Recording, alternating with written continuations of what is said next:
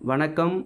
சமூகவியல் ஒரு பார்வை என்ற யூடியூப் சேனலில் இன்று நம்ம பார்க்க போகிற தலைப்பு 10ஆம் வகுப்பு சமூக அறிவியல் தேர்வை எவ்வாறு வெற்றி பெறுவது என்ற டாப்பிக்கில் நம்ம பார்க்க போகிறோம். இது ஒரு சாதாரண ஒரு விஷயம் கிடையாது. உங்களுடைய வாழ்க்கையில் ரொம்ப ரொம்ப முக்கியமான நாள்.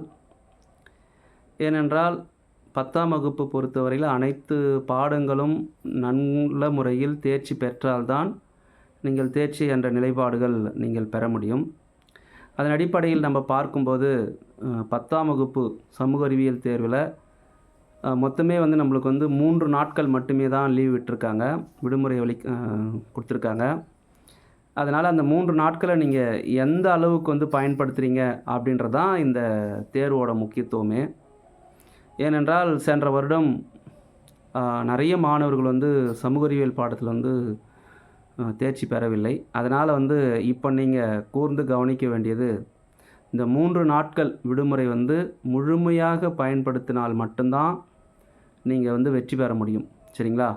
அதனால் இந்த தேர்வில் எதெல்லாம் நீங்கள் படிக்கணும், இதை படித்தால் எவ்வளோ மதிப்பெண்கள் பெற முடியும் அப்படின்றத நான் தொடர்ந்து உங்களுக்கு கொடுக்குறேன்.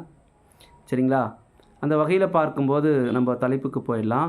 குறிப்பாக 10ஆம் வகுப்பு சமூக அறிவியல் பாடத்தோட கொஷின் பேட்டர்ன் உங்களுக்கு எல்லாருக்குமே தெரியும். சரிங்களா? மொத்தம் 4 பார்ட்டு. அந்த 4 பார்ட்டில் குறிப்பாக ஃபஸ்ட்டு பார்ட் 14 1 மார்க் இருக்கும். ரெண்டாவது பார்ட்டில் 14 2 மார்க் இருக்கும். அதில் 10 நீங்கள் எழுதணும். அதில் 28வது வினா கட்டாய வினா அப்படின்றத நீங்கள் பார்க்கணும். சரிங்களா? அந்த 28வது வினா ஏற்கனவே வழங்கப்பட்டுள்ள ஏற்கனவே வந்திருக்கிற கொஷின்ஸ் மட்டுமே நீங்கள் எடுத்து படிச்சிங்கன்னா கூட கண்டிப்பாக என்ன பண்ண முடியும் அப்படின்னு பார்க்கும்போது எளிதாக அட்டன் பண்ண முடியும். சரிங்களா? இந்த வருடத்தில் புதுசாக கேள்விகள் கேட்கப்பட்டிருக்கு. எக்ஸாம்பிளுக்கு கட்டுப்பாட்டு கோடு என்றால் என்ன? சரிங்களா? இது மாதிரியான கேள்விகள் அதிகமாக கேட்டிருக்காங்க. ஆனால் யூஷுவலாக பார்க்கும்போது 28வது கொஷின் பெர்லின் சுவர், பனிப்போர் என்றால் என்ன? இது மாதிரியான வினாக்கள் தான் இதுவரை கேட்கப்பட்டது. ஆனால் இப்போ கட்டுப்பாட்டு கோடுகள்னு சொல்லிட்டு ஒன்று கேட்டிருக்காங்க.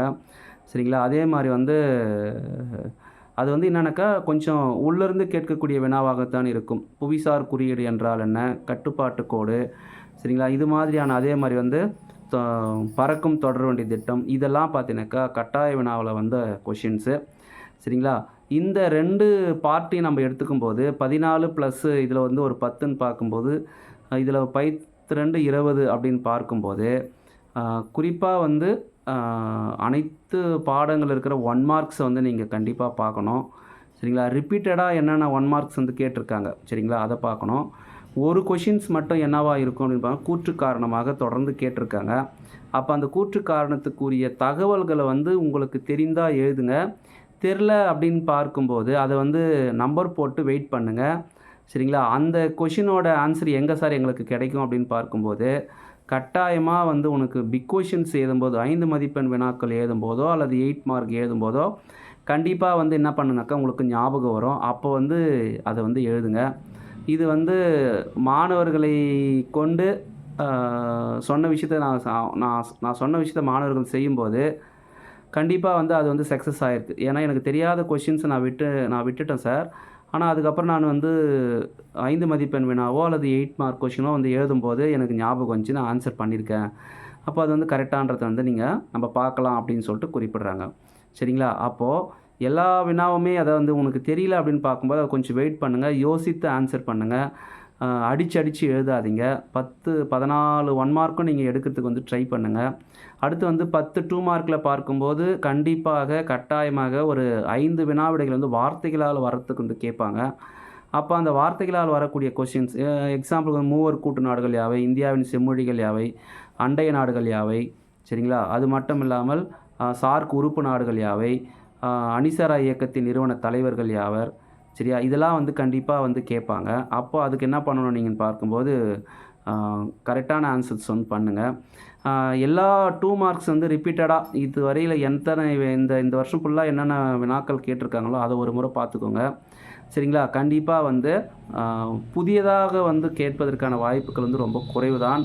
ஏன்னா இந்த முறை வந்து குறிப்பாக வந்து அரையாண்டு தேர்வு, முதல் திருப்புதல் தேர்வு, அதை தொடர்ந்து வந்து 2ஆம் திருப்புதல் தேர்வு, இந்த 3 கொஷின் சேர்த்து பார்க்கும்போது கேட்கப்பட்ட வினாவே அதில் வந்து கேட்கப்படவில்லை. புதியதாக வினாக்கள் தான் கேட்கப்பட்டிருக்கு. அந்த 3 கொஷின்ஸை நீங்கள் ப்ரிப்பேர் பண்ணிங்கனாவே 2 மார்க்கு கண்டிப்பாக வந்து என்ன பண்ண முடியும், ஈஸியாக 10த்துக்குமே வந்து நீங்கள் ஆன்சர் பண்ண முடியும். பார்ட் 3க்கு வரோம். பார்ட் 3ல பார்க்கும்போது மொத்தம் 14 பிக் கொஷின்ஸ் கேட்குறாங்க, 5 மார்க் கேட்குறாங்க. அதில் நீங்கள் 10க்கு ஆன்சர் பண்ணணும். ஃபஸ்ட்டு இருக்கிறது வந்து கோடிட்டிடங்கள். கோடிட்டிடங்களை இதுவரை ரிப்பீட்டட் தான் வந்து கேட்டுன்னு இருக்காங்க, புதுசாக வந்து கேட்கல. சரிங்களா? அதனால் வந்து கோடிட்டிடங்களை வந்து ஏற்கனவே படித்ததை மட்டுமே நீங்கள் படிங்க. சரிங்களா? அடுத்து பார்த்தீங்கன்னாக்கா வேறுபடுத்த கேட்குறாங்க. 2 வேறுபடுத்த ஒரு காரணம் கேட்குறாங்க. அதில் வந்து எதெல்லாம் ரிப்பீட்டடாக இருக்கோ அதெல்லாம் வந்து பாருங்கள். அதே மாதிரி வந்து ஃபஸ்ட்டு 5 புவியியல் பாடத்தில் ஃபஸ்ட்டு 4 பாடங்கள் இருக்கக்கூடிய வேறுபடுத்துக நீங்கள் படிச்சிங்க அப்படின்னு பார்த்தீங்கன்னா கண்டிப்பாக வந்து 1 எழுதலாம். அதே மாதிரி அந்த 4த்தில் இருக்கக்கூடிய காரணம் கூறுக படிச்சிங்கனாக்கா அதுலேயும் இருந்தும் 1 எழுதலாம். சரிங்களா?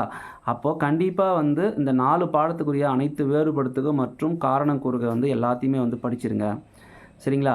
அதை தொடர்ந்து பார்க்கும்போது வேறுபடுத்துக்கு அப்புறம் வந்து நம்ம காலக்கோடுக்கு வரோம். காலக்கோடு பார்க்கும்போது ஏற்கனவே தெரியும் 1900லேருந்து 1950க்குள்ளே வரலாற்று நிகழ்வுகள் கேட்டால் வரலாற்று நிகழ்வுகளை எழுதுங்க. இந்தியா நிகழ்வு கேட்டால் இந்தியா நிகழ்வு எழுதுங்க. உலக நிகழ்வுன்னு கேட்டால் உலக நிகழ்வுகளை எழுதுங்க. சரிங்களா? அப்போது நம்மளுக்கு வந்து வரலாற்று நிகழ்வுனா என்னென்னா 2மே இந்திய வரலாற்று நிகழ்வுகளும் உலக வரலாற்று நிகழ்வு 2மே வந்து வரலாற்று நிகழ்வுகள் தான். நீங்கள் எதை வேணாலும் நீங்கள் என்ன பண்ணலாக்கா எத்தனை 20 ஆண்டு கேட்டாங்கன்னா 20 ஆண்டுக்கு காலக்கோடு போட்டு ஆண்டு பிரிங்க, அளவு திட்டங்களை எழுதுங்க. சரிங்களா? கொஸ்டின் நம்பர் கண்டிப்பாக 41வது கொஸ்டின் நம்பரை போடுங்க. இதெல்லாம் வந்து பார்த்தீங்கன்னாக்கா காலக்கோடு 3 பார்ட்டாக வந்து பிரித்து நீங்கள் போட்டு பாருங்கள். சரிங்களா? ஃபஸ்ட் ஒன் பார்த்தீங்கன்னா 1900லேருந்து 1920 வரை, 2வது வந்து 1920லேருந்து 1940 வரை, 3வது வந்து 1930லேருந்து 1950 வரை. இந்த 3த்துக்கும் நீங்கள் போட்டு பார்த்துட்டிங்கனாவே கண்டிப்பாக வந்து இந்த 3த்தில் ஏதோ ஒன்று தான் வரப்போகுது. சரிங்களா? அப்போது அது வந்து ப்ராக்டிஸ் பண்ணுங்கள். அடுத்து 42வது வினா, கொஸ்டின் நம்பர் 42, உலக வரைபடமாக வரலாம் அல்லது இந்திய வரைபடமாக வரலாம். நான் ஏற்கனவே வந்து உலக வரைபடத்துக்கும் இந்திய வரைபடத்துக்கும் வீடியோக்கள் போட்டிருக்கேன். அதை மட்டுமே நீங்கள் ப்ராக்டிஸ் பண்ணிங்கன்னா கூட எளிதாக வந்து வெற்றி பெற முடியும். அடுத்து 44வது கொஷின் வந்து புவியியல் மேப்பு. கட்டாயமாக புவியியல் மேப்பு வரப்போகுது. இந்திய வரைபடத்துலேருந்து இருக்கக்கூடிய புவியியல் வரைபடம் கட்டாயமாக வரப்போகுது. தமிழ்நாட்டிலையும் வரும். தமிழ்நாட்டுக்கும் இந்தியாவுக்கும் என்ன சார் வித்தியாசம் வந்து, தமிழ்நாடு பார்க்கும்போது ஒரு குறுகிய பகுதியாக இருப்பது, அது எக்ஸாக்டாக குறிக்கணும். ஆனால் இந்திய வரைபடம் பார்க்கும்போது அது வந்து நீங்கள் என்ன பண்ணலாம், நிறைய ப்ராக்டிஸ் பண்ணி ஓரளவுக்கு வந்து தோராயமான நிலைப்பாடுகளை நீங்கள் அதை வரைஞ்சிங்க அப்படின்னு பார்க்கும்போது ஈஸியாக வந்து பார்க்கலாம். அதே மாதிரி வந்து நான் புவியியல் இந்திய வரைபடத்திற்கு 3 பார்ட்டுக்கு மேலே வந்து பார்த்தீங்கன்னாக்கா நான் வீடியோ போட்டிருக்கேன். அதை எல்லாத்தையுமே நீங்கள் பாருங்கள். நான் சொன்ன தலைப்புகளிலிருந்து ஒவ்வொன்றுத்துலேருந்து ஒவ்வொரு பிளேஸ் கேட்பாங்க. அதனால் வந்து அதை கொஞ்சம் பார்த்துக்கோங்க. சரிங்களா? அடுத்து நம்ம பார்க்க போகிறது வந்து 5 மதிப்பெண் வினாவிடைகள். 5 மதிப்பெண் வினாவிடைகள் எங்கிருந்து சார் கேட்கப்படுகிறது அப்படின்னு பார்க்கும்போது ஏற்கனவே ரிப்பீட்டடாக கேட்கப்பட்ட வினாக்கள் நான் சொல்கிறேன். அது ஒன்றா நீங்கள் ஒரு முறை பார்த்துக்கோங்க. சரிங்களா? ஃபஸ்ட்டு பாடத்தில் வந்து பார்த்தீங்கன்னாக்கா முதல் உலகப் போர் ஏற்படுவதற்கான காரணங்கள், அடுத்து வந்து வெர்சைல்ஸ் உடன்படிக்கையின் சரத்துக்கள், இது வந்து முக்கியம். 2வது பாடத்தில் பார்க்கும்போது ஹிட்லர் எவ்வாறு ஜெர்மனி ஆதரவை பெற்றார், அவர் எவ்வாறு ஜெர்மனியோட கைப்பற்றினார் அப்படின்றதையும் நம்ம பார்க்குறோம். 3வது பாடத்தில் வந்து பார்த்தீங்கன்னாக்கா 2ஆம் உலகப் போரின் விளைவுகள் யாவை, இதை வந்து பார்க்கணும். 4வது பாடத்தில் இதுவரையில் அதிகமாக வந்து கேட்கப்படவில்லை. 5வது பாடம், 6வது பாடம், 7வது பாடத்தில் இருக்கக்கூடிய எல்லா பிக் கொஷின்ஸுமே நீங்கள் படிச்சுக்கணும். கட்டாயமாக இந்த 3 பாடங்கள்லேருந்து கண்டிப்பாக ஒரு பிக் கொஷின் வரும். அது மட்டும் அல்லாமல் 8 மார்க் கொஷினும் இதிலிருந்து தான் வரும். சரிங்களா? 8வது பாடத்தில் குறிப்பாக நான் வந்து 5, 6, 7 இந்த 3த்துல எல்லா பிக் கொஷின்ஸையும் படிக்கணும் அப்படின்னு சொல்லிட்டேன்.